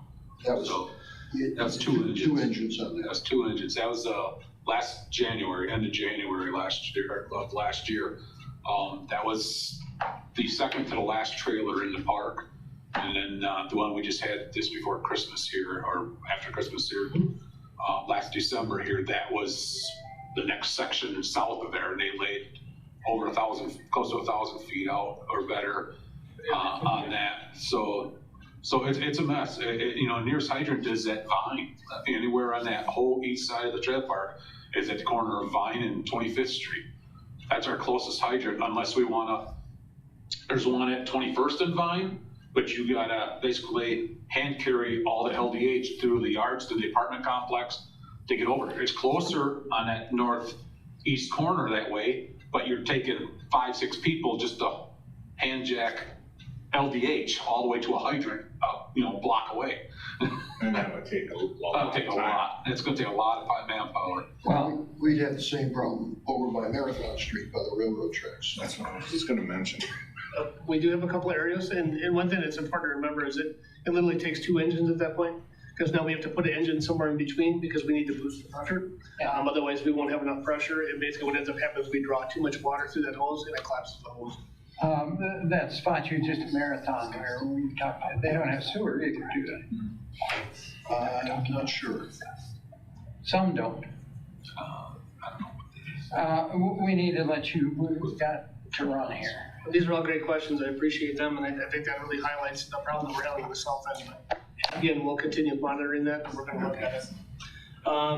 I'm gonna get back to this one, the gray section, the 40%, we kind of talked about the water in the municipality. They've done an excellent job, and you'll see on the next one that they really have their score up high. They've done a great job with the water system. They continue to do a great job, and they continue to build out the infrastructure. Again, that's kind of a model for us to look at what infrastructure can be for the future. 10% quality of area emergency communication system, that's gonna be our dispatch center. So they weigh into a big piece of this as well, which is that 10% model. The 50% though, that's all fire department based. That's looking at all of our standards, and I'll go into that a little bit. I've got a whole breakdown on that piece. If I were to look at our score here, we're at 79.38. If you were to look on the side over here, we're pretty close to getting to a 2, a class 2. Class 2, it's hard to go ahead and find any insurance company that's going to tell you what a class 2 rating is. I've tried many, many times. I've tried talking to the bigger insurance companies. A lot of insurance companies do things a little bit different, but they basically classify it off from what is your loss. That's what they're going to guarantee, right? What is it going to cost me in your community when it comes to a fire loss? Are you having, and they look at all our statistics, they look at our information, they look at our response times, they look at all of that, and that's what goes into that bigger calculation, which I'll show you in a second. But if you were to look at this, in the top one is community risk reduction points. We do a very good job in that area. Community risk reduction, that's all of our prevention programs that we have. That's why we continue to ask for a little bit more funding in those areas. But that's getting out doing installation of smoke detectors, that's getting in the schools, that's working through a lot of our prevention programs, bringing tours in here and talking to kids. It's all kinds of different aspects of it, but we do a good job in our community reduction, fairly good. Water points, if you were to look at theirs, they're at a 36.59, which is pretty good on a 40 overall 40 scale. So they're doing a good job. The fire department points, we're doing fairly well, but there's some areas when I show you the next slide where you're gonna see where there's some problems. Emergency communication, they do a fairly good job as well. They're always building that out, and I think in this time when I speculate, we just put a bunch of infrastructure in here for repeaters on the towers for our communication system, so we can bounce off those repeaters down to the communication center in Wisconsin Rapids. So I feel like that score is probably gonna go up a little bit because we continue to build the infrastructure out in those areas. Once we actually get to this one, we're gonna talk about engine companies. Engine companies, we've got a perfect 6 because we have enough engines for our area. When it comes to reserve pumpers, we have one reserve pumper for each engine that we have for the front line, which is good. In this last year, honestly, I had 2 apparatus down at one time. It's absolutely a necessity to have those 2 other ones. Trying to find where we pull a fire apparatus from, there's just not out there. It's not able to be found. The same can be said for ambulances. They no longer, we used to be able to call up someone and say, hey, can we get an ambulance? Ours is down, we need a loaner. That program is gone since COVID. You just can't get one. So it's good to have that 5th ambulance that we have just in case. Right now we've got one ambulance that's actually out of service, but it's good to have that reserve capacity to make sure we can do. Pump capacity, all of our pumps are 1,500, they can pump 1,500 gallons or greater. The truck that we have can do 2,000 gallons per minute. If you were to look at the appliance that's on the front of that can pump 1,000 gallons of water. That's on the front of the ladder truck on the stick. If you're to look, it's a large bore hose up there that can actually pump 1,000 gallons per minute. So that's why we have a 2,000 gallon per minute pump on there, so we can also do other operations if need be. The ladder in service, we have one ladder truck, which is 100 foot. We've got 2 quints. The quints don't really come into this equation. They're kind of a special operation, but the ladder truck is definitely there. So we have a good score on that, and it has a platform on it. When it comes to the reserve ladder, for us, we don't feel that it's for $3.5 million to have a ladder truck sitting here. We can find another reserve point where we could bring a ladder truck in. Spencer recently bought a ladder truck. It's 100 foot, but it's a straight stick, meaning it doesn't have a bucket at the end. And we're gonna go ahead and work on our MABUS cards, mutual aid box alarm system, to make sure we can bring that in a little bit sooner. It's a little closer for us, so we're gonna have that more of a reserve for us. Deployment, this is when you're getting into, let me just read that exactly. It's an examination of the distribution of engine and ladder or service station locations with 1.5 miles and 2.5 miles. If I were to fast forward to this one right here, in your packet, you're gonna see it a little better defined. For some reason, it's not coming out good on the pixels. That center area is blue, and that's 1.5 miles. So if I were to show you this, that's gonna be this area right here, basically that part. And then the yellow section, I didn't want to confuse because some of this area is ours, so we tried to keep it just in the city limits. That's gonna be the 2.5 mile, where it kind of comes up here. So the 2.5 mile, some of our area isn't covered under that. We don't have high occupancy up there. Most of our high occupancy is down in this area where those areas would be. We've got some spots down here that aren't covered, a little bit down in this area, and a little bit up on the north end. Up in that area, we do have some area where the ladder truck would be effective, especially with Menards. That's a bigger building. We've got Walmart up in that area. So those would be some of the areas that. Yeah, you got also my house in that area. That's true. I believe you're covered under the yellow area though, so you're good, but you would be outside the. I want to be in the blue area. Well, I agree. That should be something we should certainly put for the whole area. So it's good. The training and personnel. So this is where if I were to go back to this screen and you look at personnel, we're pretty low on that area. If you were to look back at the studies, and we'll get into the studies in just a second, but back in 1971, they looked at 15 personnel per shift. That's what they felt was an effective measure in 1971. And I'll show you what the city looked like back in 1979. As far as the footprint, we weren't nearly the size we are right now. So we're continuing to expand that footprint out. And I think it's something we need to have eyes on to look at that personnel issue. You know, we've looked at response, we've looked at calls, things like that, but I think we truly need to center on the high risk, low frequency events, which are fires now, and how many personnel we need on those. I think that's truly the area we need to be looking at because those are gonna be the ones where we're gonna lose people. Ambulances, that's also another big piece of it as far as our call volume. But I think the other part is we've got to look at it from the other standpoint that we do have fire responses and we need to make sure we're staffing those. Training, we've done a great job with training. We're going to continue to build out our training program and become a very comprehensive training plan. As you remember, we just worked on our RFP. We're going to be working on that RFP for the training facility to basically put together that master plan so we can start looking at funding opportunities for that. And then the operational consideration, this is the evaluation of fire department standard operating procedures. In this area, I believe we do very well. And we've gone to Lexipol since this time frame, since the last one, so I can only see that being the two no matter what. We've done a good job in those areas. We looked at the ISO map, and if I were to get into OSHA 1910, that's something you're gonna see in about 2 years.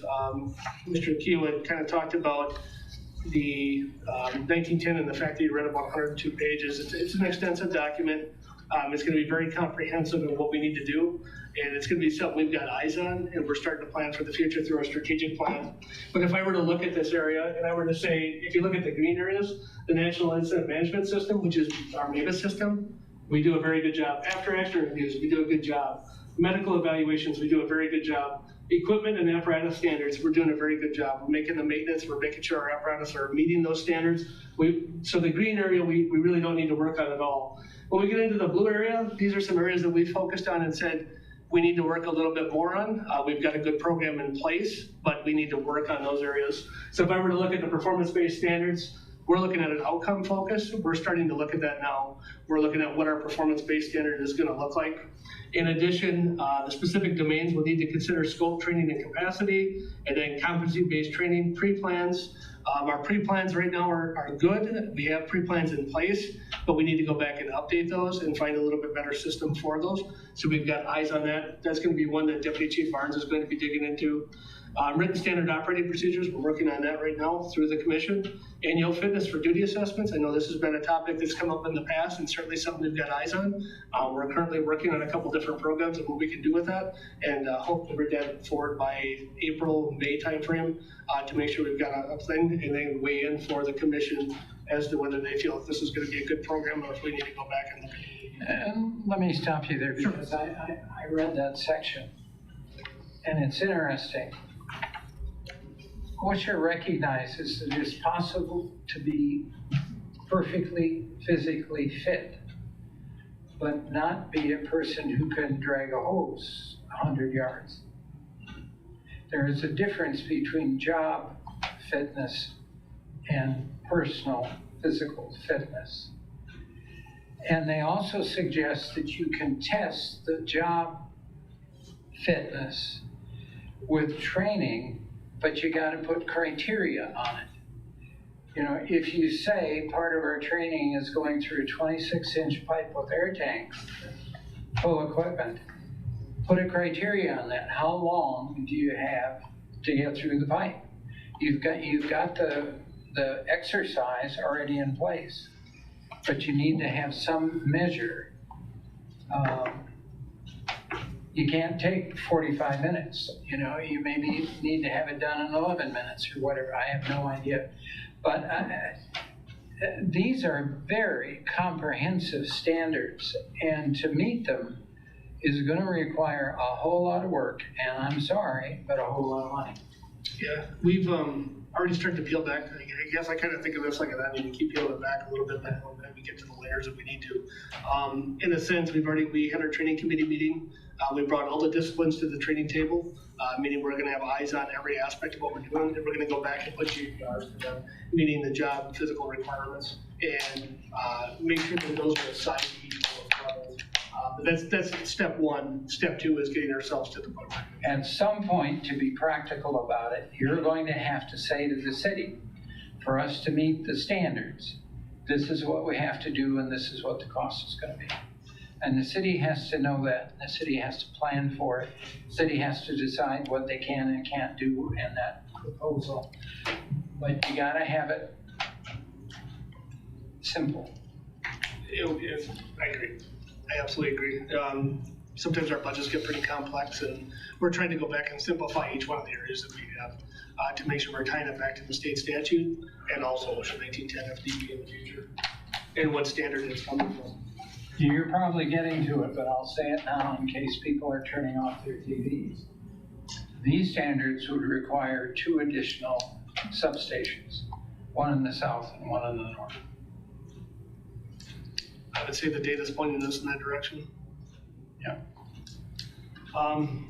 You know, I think we have looked at this problem in the city multiple times, and if you look in your packets, you're going to find that there's one that kind of defines each one of the studies. I don't want to get too deep into the studies, but there were some factual things that I found in those studies reading through them. Back in 1971, September 1971, there was a feasibility study for a second fire station that was done by Midwest Planning. And what that called for was 15 personnel per shift for a total of 45 firefighters, the fire chief and the assistant chief at that time. And it called for that. And then it also called for a second fire station by 1985 based on the growth projections. So by 1985, they were looking at that second station on the north side, which was the northwest quadrant at that time. Then we went into October 11, 2000, fire station feasibility study that was conducted internally, and that was more of a projection that was to the PFC to look at looking at what we could do for staffing, what we could look at for station studies. April 23rd, 2002, the Fire Department Facility Needs Committee. I believe, if I look back on that, Commissioner Pinker, I believe you were a part of that. So you've got someone on this PFC that really was a big part of that and pivotal in that piece. I was on both of those, 2002, 2005. And those were pretty comprehensive. They took a lot of people and a lot of members from the city. Each one of those studies now kind of point out some of the bigger things. Tier 1 was a sprinkler ordinance. Unfortunately, we can no longer do those. You can't have anything more subjective than the state code. So there has to be a minimum, and you can't go over the minimum in that state code. So that one has been taken away. Tier 2 was to consist of a construction of a north side fire station to address the issue of equity and uniformity of response. And then Tier was planning for a third station or relocation of the central fire station at that time. As we know, moving forward, the central fire station concept was kept, and we moved into this area, and we are thankful for this station. I think it met what we needed at the time, but I still think that we're missing some response times, and we need to look at the projection out. Once we get to the June 17, 2003 overview of staffing needs analysis study, this was done by another company, and honestly, I would have felt remiss not putting this in here, but when you look at the data that came out of that one, I just don't feel like the study was done correctly. They said that staffing levels were fine, but everything up to that point was pointing farther out. And then they went into a second station constructed with a civilian fire inspector. And I still think that there's something there for a civilian fire inspector. If I were to latch onto something, that could be something that could help this department out and possibly get some of this stuff off, so we can talk about training in the future. And that might be something I bring forward in the not so distant future, and a method to pay for it. The January 11th, 2005, the Mayor's Select Committee on Fire Department Facility Needs, it went through a plethora of things, and that's in your packet. And then we got to the fire station feasibility study, which led us to here, and that was done by SDH, and got us to this station. But again, it said the second fire station on the northwest side of the city is justified. If I were to put that in there, go ahead. I'm worried about the time. Chief, could we break now and have you finish this at our next meeting? Certainly. We don't have to do it all today, do we? I mean, we're 2 hours, and 2 hours is I have no problem. I would gladly meet with the. Would that make sense to the rest of you to do it in that? Sure. One thing, maybe just if you wouldn't mind if I left you off at the next slide, it kind of brings it. Yeah, that's fine. That's fine. The next slide is going to take you right there. That's what the city looked like back in 1979. If I were to look at that footprint, the red area is what the city was, and the other gray area on the outside is that map. I believe I can get you that map if you need to. But the gray area is all the stuff that's had growth since that time frame. So definitely looked at some changes in the city and some expansion, but. You know, I don't understand how you can think that there isn't going to be change when you look at what's happened in the country. Population has gone up, the way we live our lives has changed, the opportunities we have and the opportunities we had and don't have now, all of that has changed. So I don't understand how. One of the things that interests me is the size of that growth. Like in square foot or acres or whatever measure you use. And someday somebody is going to explain to me how that growth process works. I've lived in 2 communities where I understood it, and in Marshfield I really don't, but that's not for now. That's for another time. I think when you're done with this, we will know things we didn't quite know before. But I wish all of the citizens of the city could experience this, so they had a better understanding of what the fire service is about in Marshfield. But right now, I think we've used about as much time as we can afford today. Sounds good. We'll finish it up next time, and thank you for your work. I can, and I have told you that I've gotten responses from all the persons just uniformly positive. Best presentation we've had. And as I told you, I know that the city administrator gave you a time limit and you ignored it, and he's okay with that. Well, I'm glad that he's okay with it. All right. Now I'm going to switch classes because I have to read something. Items for future meetings. If you've got any items, bring them to me or to Lori and she can share them with me. But our next agenda item is we need to adjourn to closed session under Wisconsin statutes, chapter 19.85, parenthesis 1, parenthesis E, deliberating or negotiating the purchasing of public properties, the investing of public utilities, or conducting other specific public business whenever competition or bargaining reasons require a closed session. For those of you who would still be watching or may watch in the future, we talked about what we're going to close session for in open session last meeting. In the interim, it was pointed out to me that I made a mistake by not going to closed session to talk about a contract. And second, we have an additional question or two that we need answered. And so we're doing now what we should have done last time. And so I need a motion to go into closed session. A motion. Second? Second. Thank you. We have a motion. We have a second. Roll call, please. Pinker, Yes. Meek, Yes. Hanson, Yes. Keel. Yes. Thank you all. We are now in closed session.